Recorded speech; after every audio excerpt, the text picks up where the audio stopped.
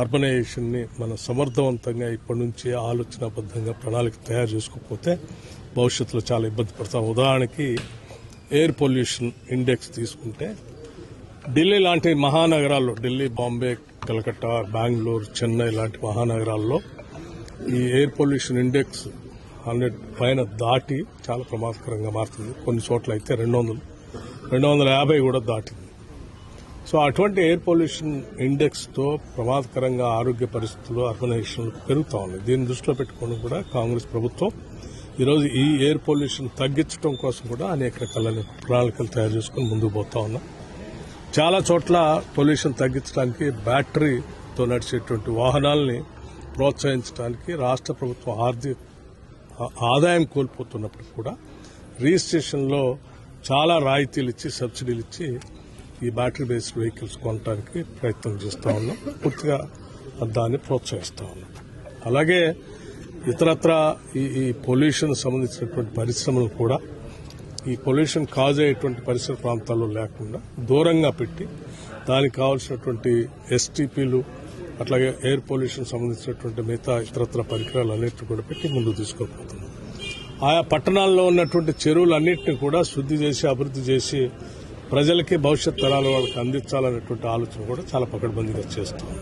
ఎక్కడెక్కడైతే ఆక్యుపేషన్ గురైనటువంటి రోడ్లు, రహదారులు, పార్కులు, చెరువులు వీటన్నిటిని కూడా ఆక్రమించుకున్నటువంటి ఆక్రమణదారులు చెర నుంచి విడిపించి ఆయా మున్సిపాలిటీస్కి, ఆయా పట్టణాలకి మళ్లీ తిరిగి పునరుద్ధరించి వాళ్ళందరికీ అందించే కార్యక్రమం కూడా చేస్తా ఉన్నాం.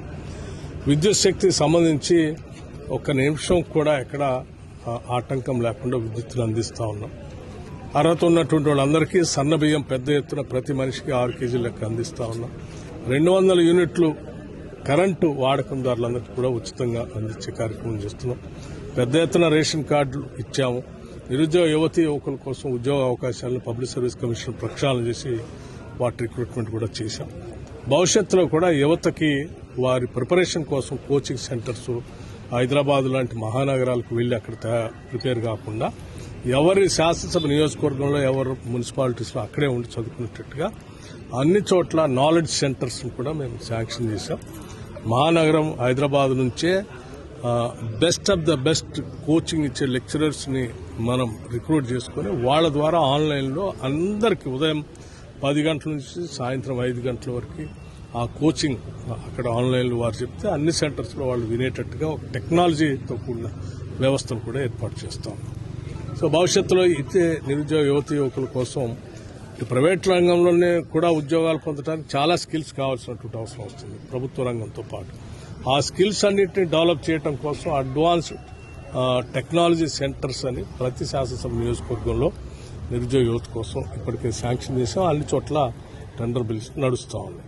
విద్యార్థులు చదువుకోవడానికి కావాల్సిన ఇంటర్నేషనల్ స్టాండర్డ్స్ లో young India integrated residential schools అని ఒక్కొక్క స్కూల్ 25 ఎకరాల క్యాంపస్ లో 200 కోట్ల రూపాయలతో వెచ్చించి ప్రతి శాసనసభ నియోజకవర్గంలో భవిష్యత్ తరాలకి అందించడం కోసం ప్రయత్నం చేస్తున్నాం. వీటన్నిటిలో దృష్టిలో పెట్టుకుని ఇళ్లు లేని పేదవాళ్లకి 5 లక్షల రూపాయలతో ఇందిరమ్మ ఇళ్లు, ఇలా అనేక రకాలైన సంక్షేమ కార్యక్రమాలు, infrastructure, industrial development, health, education వీటన్నిటినీ మనం ప్రపంచంలో అభివృద్ధి చెందిన నగరాల్లో ఉన్న వసతులన్నింటినీ తీసుకొచ్చి చేసే ఏర్పాటు చేస్తున్నాం. దయచేసి పెద్ద ఎత్తున కాంగ్రెస్ పార్టీ అభ్యర్థుల్ని మీ అమూల్యమైనటువంటి ఓటుతో గెలిపించవలసిందిగా ప్రార్థిస్తా ఉన్నాను.